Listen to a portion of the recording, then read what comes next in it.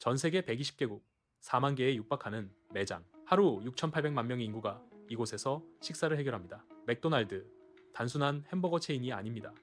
전 세계에서 가장 가치 있는 브랜드 중 하나이자 오늘날 패스트푸드 산업 전체를 정의한 거대 제국이죠. 하지만 이 거대한 왕관을 누가 썼는지, 그 왕좌를 차지하기 위해 얼마나 잔혹한 대가가 치러졌는지 아는 사람은 많지 않습니다. 맥도날드 역사는 천재적인 아이디어의 승리이자 동시에 비정한 자본주의의 배신극입니다. 당신이 아는 창업자 레이 크록은 사실 이 제국을 훔친 사람일지도 모릅니다. 지금부터 맥도날드 제국을 세운 사람들과 모든 것을 빼앗긴 사람들의 이야기를 시작합니다. 이야기는 1940년 캘리포니아 샌버나디노에서 시작됩니다. 리처드 맥도날드와 모리스 맥도날드, 일명 맥 형제는 바비큐 가게를 운영하고 있었습니다. 하지만 그들의 가게는 느렸고 직원들은 비효율적이었죠. 형제는 당시 미국식 식당의 모든 것에 의문을 제기했습니다. 1948년 그들은 도박을 감행합니다.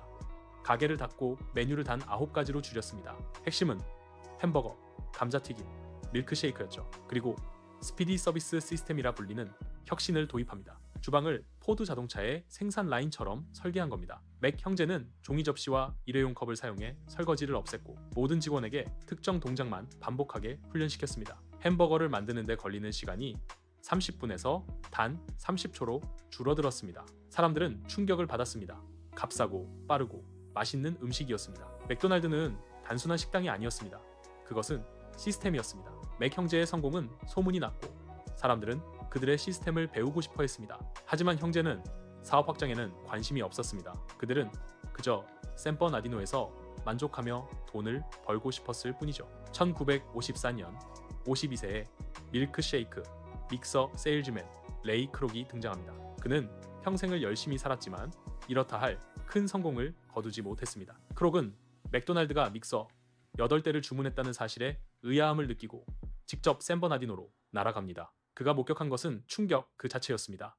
긴 줄, 빠른 서비스, 그리고 효율적인 시스템. 크록은 그 자리에서 깨달았습니다. 이것은 햄버거 가게가 아니라 복제 가능한 미국의 비전이었습니다. 나는 52세였습니다. 당장 전 재산을 쏟아부어야 했습니다. 저것이야말로 내가 평생 찾아 헤맨 시스템이었으니까요. 저것은 금광이었습니다. 크록은 맥 형제에게 프랜차이즈 사업 확장을 제안합니다. 형제는 마지못해 동의했죠. 계약 조건은 크록이 0.5%의 로열티를 받고 맥 형제는 0.5%를 추가로 받기로 했습니다.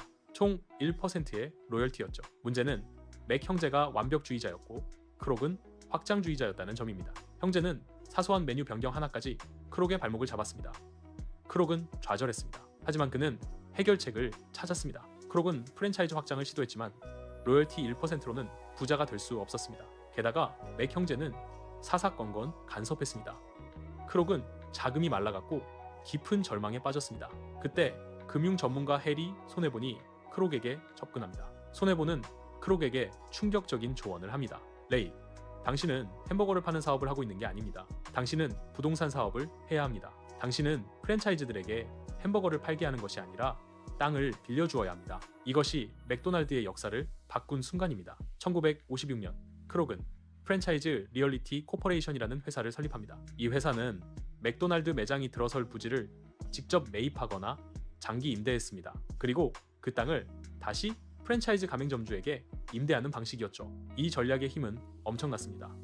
가맹점주들은 크록이 제시하는 위치에서 벗어날 수 없었습니다. 그들은 매월 임대료를 크록에게 지불했고 이는 햄버거 판매 로열티보다 훨씬 안정적이고 수익성이 높은 현금 흐름을 창출했습니다. 맥도날드 수익의 대부분은 이때부터 햄버거가 아니라 임대료에서 나오기 시작했습니다. 맥도날드는 세계 최대의 부동산 소유주 중 하나로 변모한 것입니다. 이제 레이 크록은 막대한 자본과 권력을 가지게 되었지만 맥 형제와의 계약은 여전히 그의 발목을 잡고 있었습니다. 맥 형제는 여전히 그들의 로열티 0.5%를 주장했고 크록의 새로운 비전과는 충돌했습니다. 1961년 크록은 형제에게 최종 제안을 합니다. 270만 달러. 당시 엄청난 금액이었지만 형제는 향후 맥도날드가 창출할 수익에 비하면 터무니없이 적은 돈이라는 것을 알았습니다. 하지만 그들은 지쳤고 늘어나는 스트레스를 견디기 힘들었습니다. 그들은 계약서에 서명하고 맥도날드 이름을 크록에게 완전히 넘깁니다. 270만 달러는 당시 세금을 제하고 나면 형제들에게 약 100만 달러씩 돌아갔습니다. 이들은 평생을 편안하게 살 수 있는 돈이었지만 이후 맥도날드가 수조원 규모로 성장하는 것을 지켜보아야 했습니다. 나는 형제들에게 내가 이 이름을 가지고 무엇을 할 것인지 명확히 말해주었습니다. 그들은 그 이름을 팔았습니다. 그것이 비즈니스입니다. 하지만 크록의 배신은 여기서 끝나지 않았습니다. 계약에는 맥 형제가 원래 운영하던 샌버나디노 매장에 대해 로열티를 지불하지 않아도 된다는 구두 계약이 포함되어 있었습니다. 크록은 이 구두 약속을 무시하고 샌버나디노 매장 건너편에 새로운 맥도날드 매장을 개설했습니다. 맥 형제는 자신들이 창조한 시스템과 이름으로 인해 경쟁에서 밀려났고 결국 그들의 원조 가게는 문을 닫아야 했습니다. 크록은 형제들의 마지막 자존심마저 짓밟았습니다. 리처드 맥도날드가 죽을 때까지도 크록은 자신이 맥도날드의 유일한 창업자라는 신화를 만들어냈고 형제들의 이름은 대중의 기억 속에서 지워졌습니다. 맥도날드 형제의 스피디 서비스 시스템은 혁명이었지만 그들은 그 혁신을 전 세계로 확산시킬 야망이나 능력이 없었습니다. 그들은 좋은 식당 주인이었지만 위대한 기업가는 아니었습니다. 반면 레이 크록은 시스템을 발명하지는 않았지만 그 시스템의 무한한 잠재력을 보았고 그것을 실행에 옮길 비전을 가지고 있었습니다. 그는 햄버거를 파는 것이 아니라 효율성과 일관성을 팔았고 궁극적으로 부동산을 팔았습니다. 크록의 방식은 잔인했습니다.